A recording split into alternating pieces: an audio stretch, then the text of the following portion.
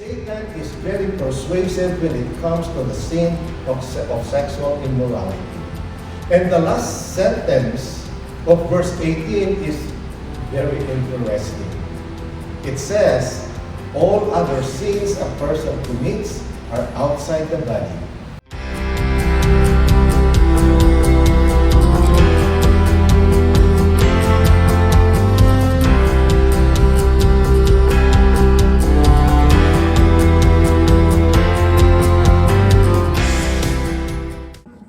Hello everyone, I'm Madison Connaughton and welcome to Mosaic Church of the Nazarene. Today, Pastor Rex will be sharing with us from the Word of God titled, I Have the Right. But first, please join us in some praise and worship to glorify the Lord.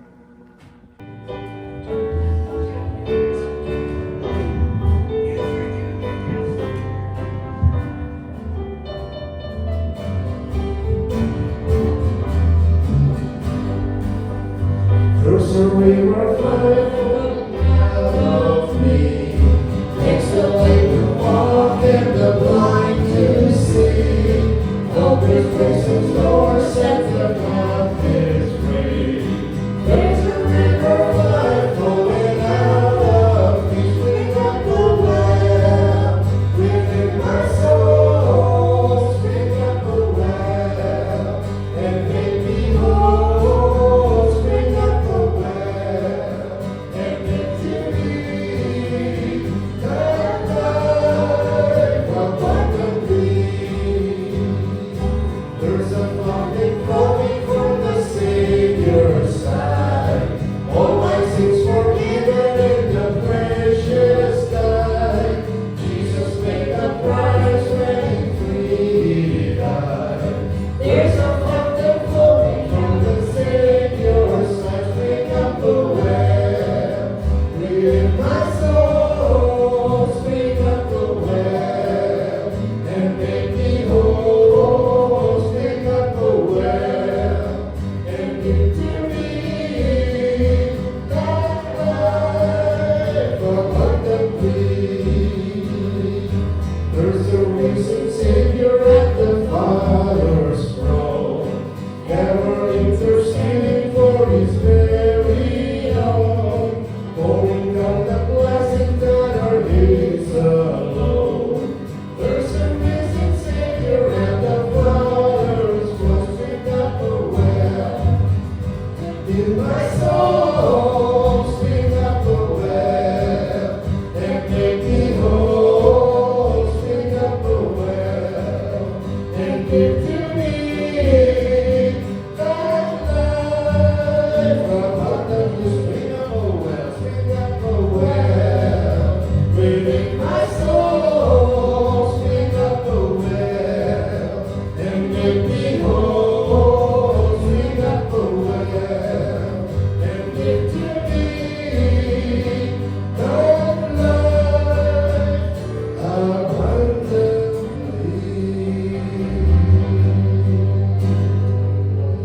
Yeah.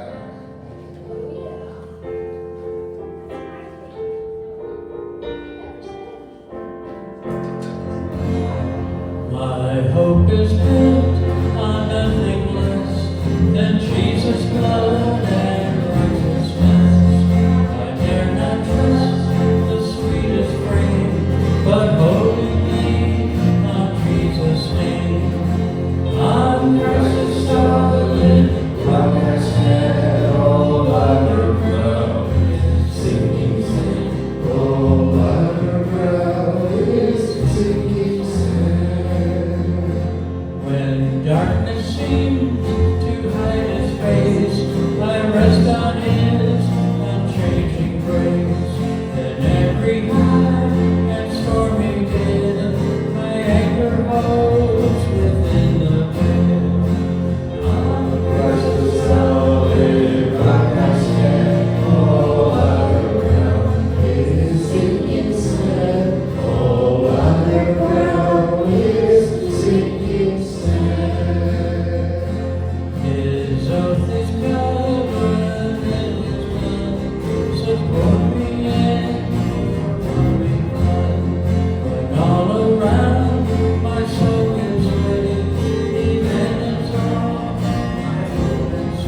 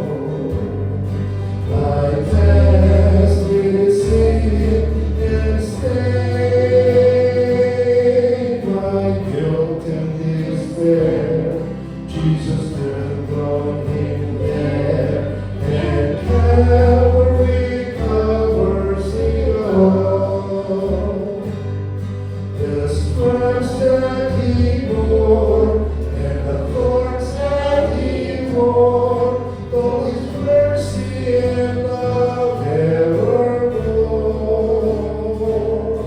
And my heart bowed in shame as I called on his name, and Calvary covers it all. Calvary covers it all.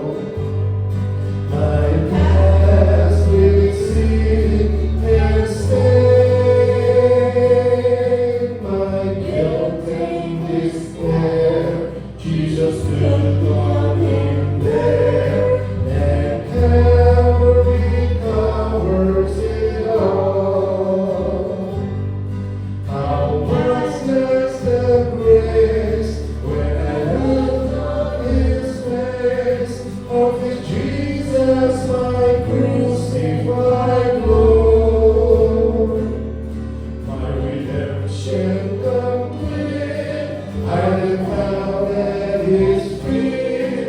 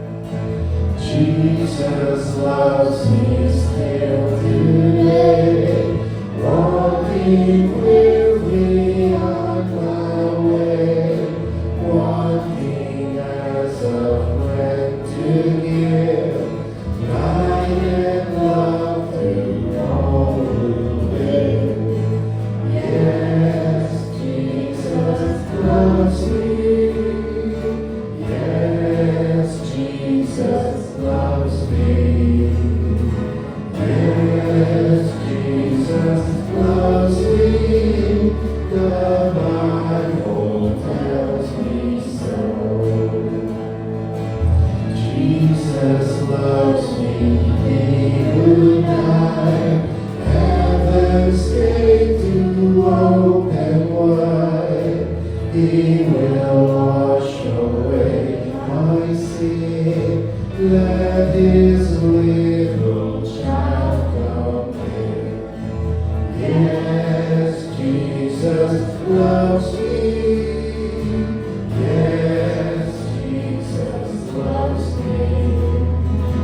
Yes, Jesus loves me. The Bible tells me so. Yes, Jesus loves me.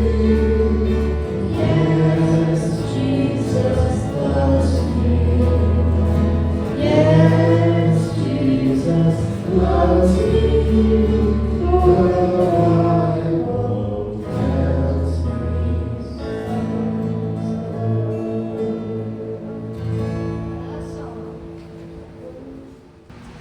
Let's do our memory verse.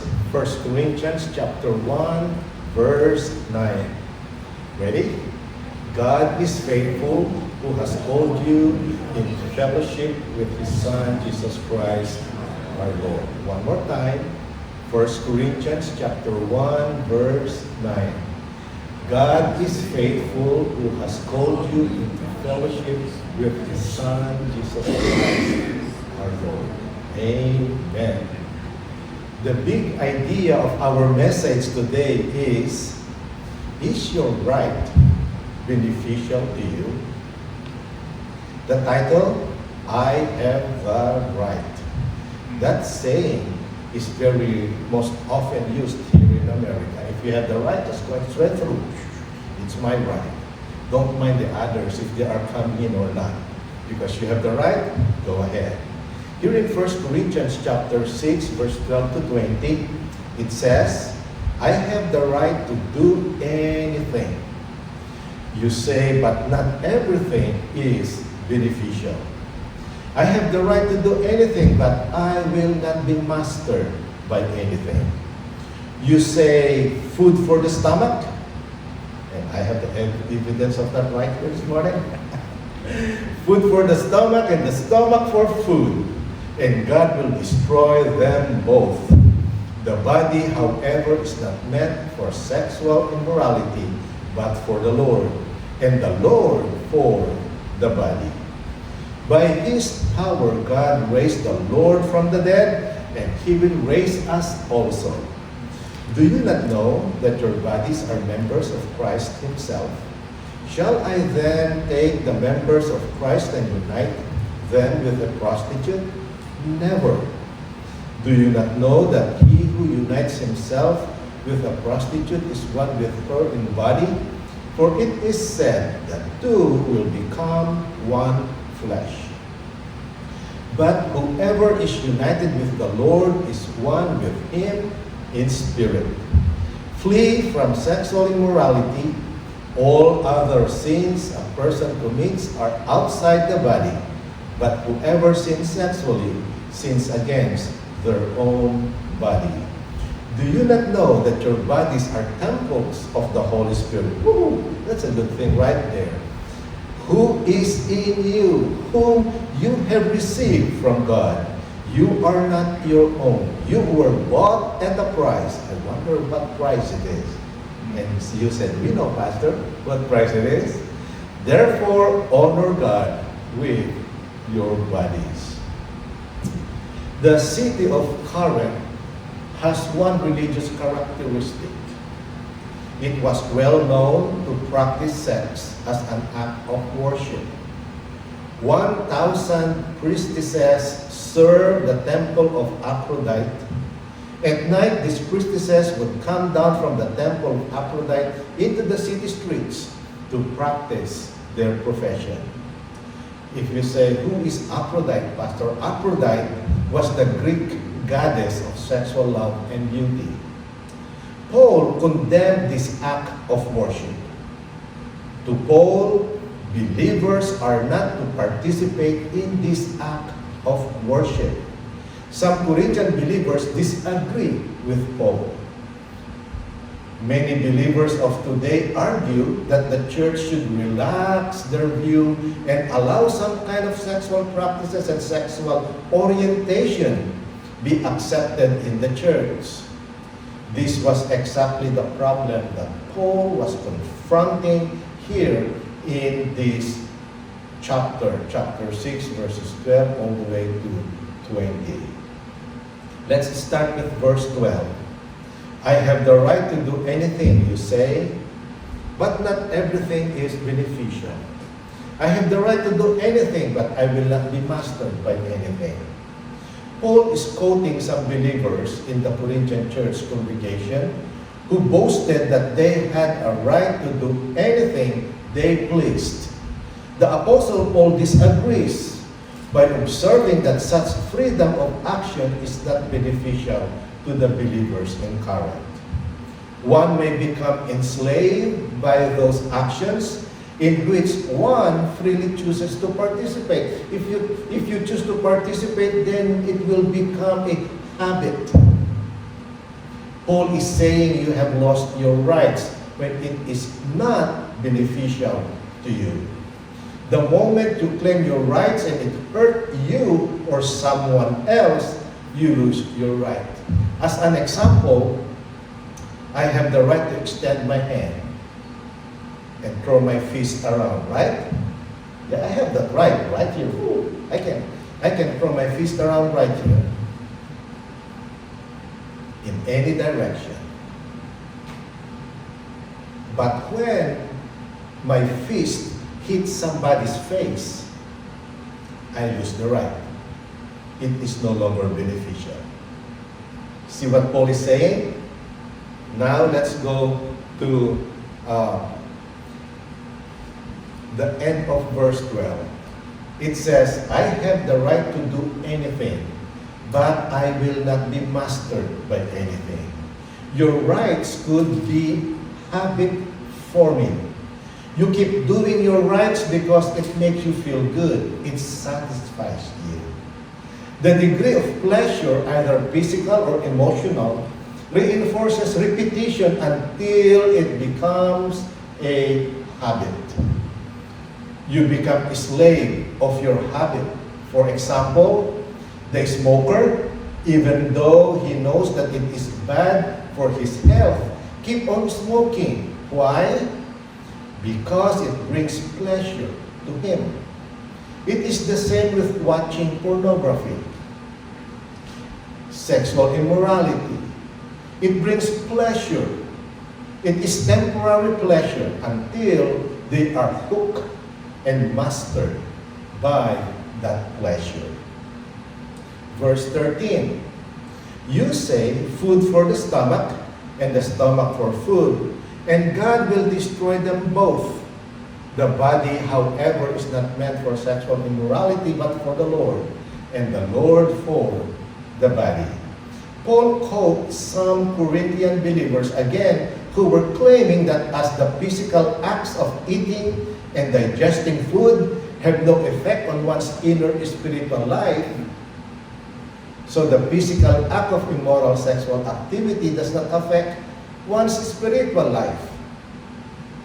They said the body is not meant for sexual immorality, but for the Lord, and the Lord for the body. Paul, in that sentence right there, declares the dignity of the human body. It must be honored. Human body is intended for who? According to that verse, the body is intended for the Lord. Although food and stomach are temporary, Paul disagreed that what one does with one's body is unimportant. This is particularly true of the use of sex, which the Lord has appointed for use for one man and one woman relationship within the bonds of marriage. That's in 1 Corinthians chapter 7, verse 2 to 5, and Hebrews 13:4. To explain it another way, the Corinthians argue that the stomach was designed for the food. Food supplies the need of the stomach. It is but natural that when someone is hungry, they will open the refrigerator, right? And look for leftovers. They will look for food. There's nothing wrong with that. There's nothing wrong. Or we'll get the key, drive the car, and go to McDonald's. Woohoo! Brother Joe, they will go to McDonald's for food. The Corinthians are saying is this: sex is a natural need for the body. Therefore, they are just satisfying the need of the body in having sex. Paul's answer was, the body, however, is not meant for sexual immorality, but for the Lord, and the Lord for the body. So there is a deeper relationship. Sex is something that touches us at the level of the spiritual, not just physical. It must be used according to God's plan. It must be done within the marriage relationship of a man and a woman, according to Genesis chapter 1, verse 27. God has a purpose for the body, far more than the present life. The body is not meant for sexual immorality, but for the Lord. And the Lord for the body. So the body, this body that we can see right now, that we can feel, was made for the Lord. Therefore, you cannot compare it to any kind of relationship between stomach and food. No, we cannot compare it with stomach and food. We will read more of how we honor God with our bodies in the next verses. Verse 14. By His power, God raised the Lord from the dead, and He will raise us also. Here is another important point of God's plan for the believer's body, our bodies as believers. By His power, He is going to raise it up, just like He raised up Jesus, our Lord, from the dead, the resurrection body. God has a purpose for our bodies in the life to come. For this reason, believers should not misuse their bodies. God intended the use of the believers' bodies for His honor and His glory, not for anything else. Verse 15. Do you not know that your bodies are members of Christ Himself? Shall I then take the members of Christ and unite it with a prostitute? And the answer in that verse said, never. Never. Meaning no way. From verse 15 to the following verses, Paul moves to confront the problem of prostitution in the Corinthian church. The temple of Aphrodite was promoting this sin by having priestesses in their temple worship. But Paul started with a premise by saying, do you not know that your bodies are members of Christ Himself? Your bodies are members of Christ Himself. Paul was writing to the believers in Corinth. He reminded them that their bodies are members of Christ, and Christ is the head, and we are all part of Christ's body. In this verse, Paul describes fornication as a horrible sin which involves taking a body, which is the property or personal property of Jesus Himself, and using it in a relationship with a godless woman and actually paying her to allow this to be done to her. He followed his premise with a question. Shall I then take the members of Christ and unite them with a prostitute? The answer is no. No. Verse 16. Do you not know that he who unites himself with a prostitute is one with her in body? For it is said that two will become one flesh. So sexual intercourse always affects the complete union of the two persons involved. Becoming one with a prostitute means becoming one body with her. Being united with her in every respect, including her shameful sinning as well. A new human being may emerge from the sexual union, and sexual relations outside the marriage relationship are a gross insult of the divinely established marriage union. It is outside of God's design. That is not God's design for the human body, especially between a husband and a wife relationship, if they will do it outside the marriage. Genesis chapter 2, verse 24 said, "That is why a man leaves his father and mother and be united to his wife, and they become one flesh." Matthew chapter 19, verse 4 to 5, it says, "Haven't you read," he replied, "that at the beginning the Creator made them male and female, and said, for this reason a man will leave his father and mother and be united with his wife, and the two will become one flesh." That is the opposite of the mathematical solution. 1 plus 1 is 2. But here, 1 plus 1 is still 1. They become one flesh. So God's design is a man and a woman having union in a marriage relationship. Verse 17, "But whoever is united with the Lord," listen to this one. I love this verse. It says, "But whoever is united with the Lord is one with Him in spirit." One with Him in spirit. This is the issue that raises Paul's expression of disgust. The Christian's union with God is much deeper than even any relationship in this world, including sexual union. Notice that Paul goes clear back to Genesis. He takes that central word spoken to Adam and Eve in the Garden of Eden. The two shall become one flesh, which applied to marriage.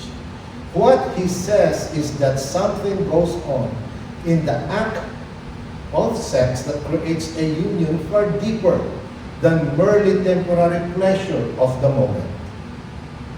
It is part of the whole mystery that God designed and set forth at the beginning in the Garden of Eden. Here in verse 17, it says, "But whoever is united with the Lord is one with Him in His spirit." See, the Lord is a spirit, and we are human spirits as well. God has given us a breath of His Spirit. And when regeneration happens, being born again happens, there is a uniting of identity. That is why believers are called Christian. You are a Christian. Without Christ, you are nothing. Christ, I am. Christ, without Christ, I am nothing. That's why you are now part of that relationship with God as a spirit. Boom! You are fused with Him. You are fused with Him. This explains the whole change that happens in Christians when they become converted, regenerated, being born again by the Spirit of God.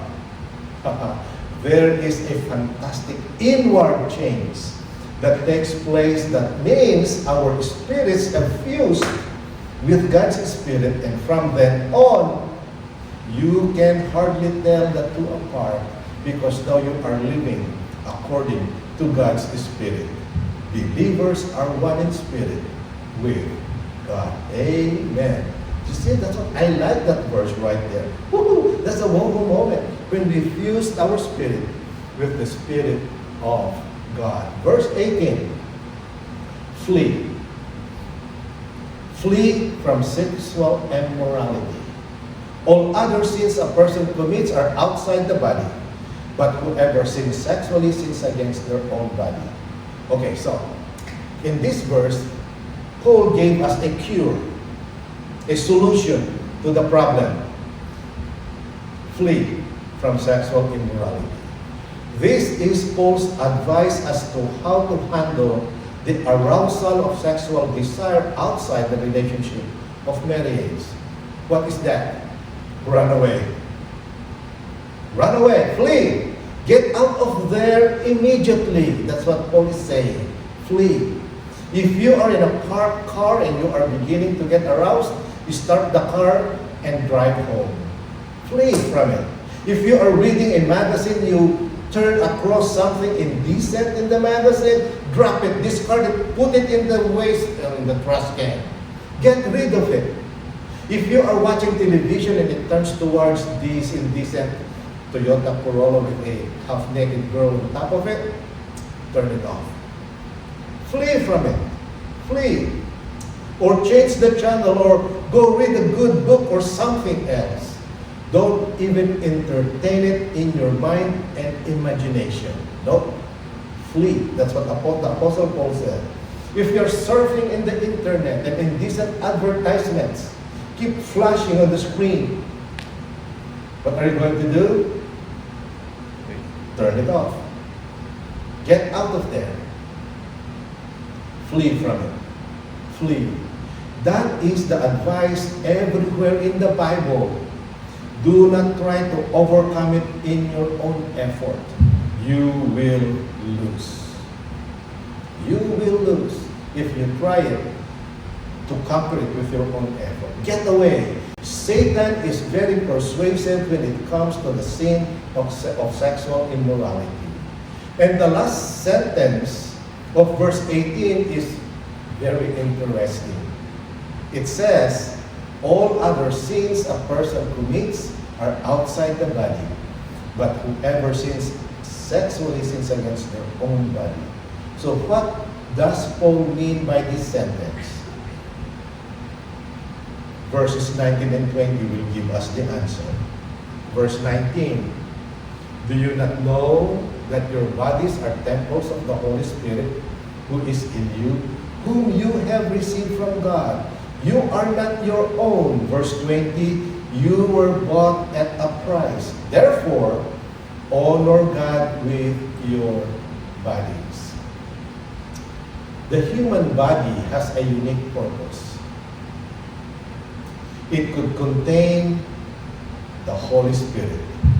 There is a vacuum inside your bodies that the only person that can satisfy that vacuum is no other than the Holy Spirit. No, if you put drugs in there, it will not satisfy you. If you put alcohol in there, it will not satisfy you. If you put fishing or hunting or going out into the nature, it will not satisfy. Only the Holy Spirit in you, inside that vacuum, will satisfy. So the human body has a unique purpose. It could contain the Holy Spirit. The Holy Spirit is the Spirit of God. It is having God in a believer. God dwelling in the body of a believer transformed that body for God's use only. The purpose is for God's use only. You are a private property now of God. It became a temple where God dwells. Amen? Yeah. It became a temple of God. Sexual immorality defiles that temple, however. It offers the temple to another. It brings the body of that person who is the temple into a wrong union, and therefore, it is basically the sin of idolatry. The Corinthian believers have no right. It is not beneficial for them to use their bodies in sinful, immoral pleasure.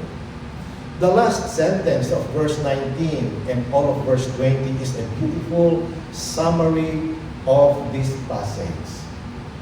It says, you are not your own. You are not your own.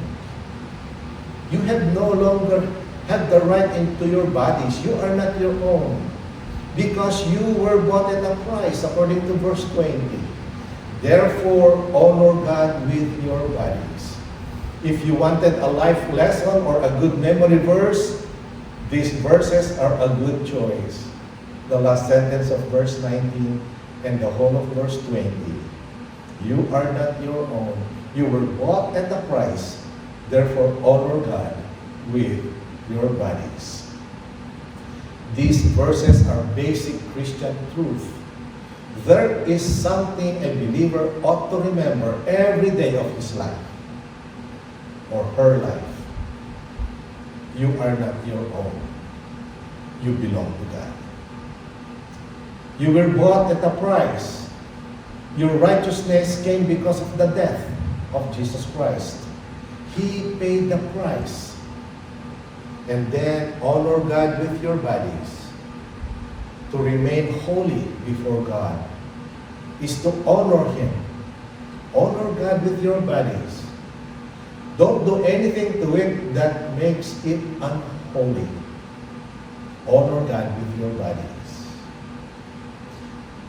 This is what makes the world see that there is something different about believers, you and me. God has come to dwell in His temple again. And the temple should be maintained without corruption, without offering it to another, except as God Himself has intended in the beautiful relationship of marriage. So, in conclusion, keep God's temple holy. Keep it holy. Don't put anything that stain that body. Keep it holy before the Lord. It is His temple. Again, 1 Corinthians chapter 1, verse 9. God is faithful, who has called you into fellowship with His Son, Jesus Christ, our Lord. Shall we all stand, please?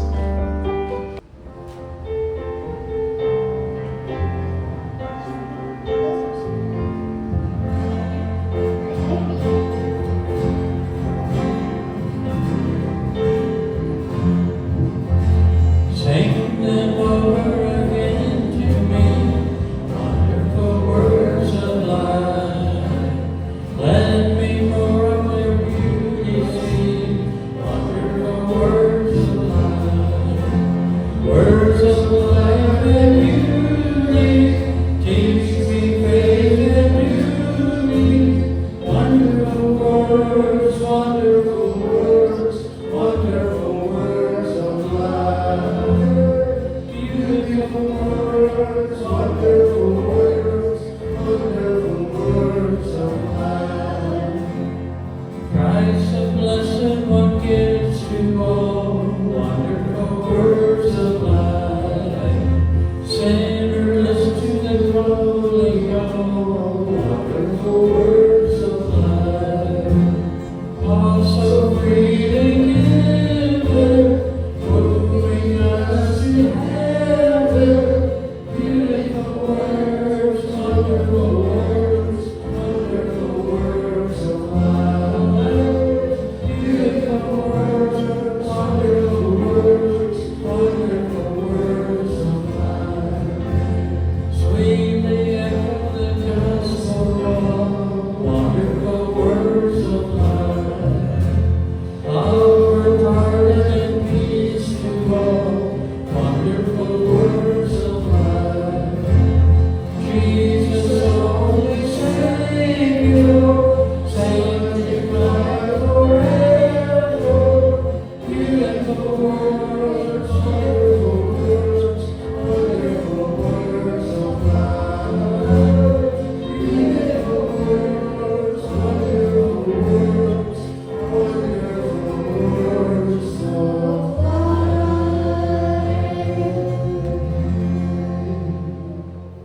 Thank you, Pastor X, and thank you everyone for tuning in to our Sunday morning service. If you have been blessed by today's message and you're watching on YouTube, please give us a thumbs up and click the bell to be notified of our future videos. Please join us at our next service. We welcome you and your entire family. And you can find us right across from Skateland here on Door Highway each in the morning at 10:30 a.m. We pray the Lord may bless you so that you'll become a blessing to others.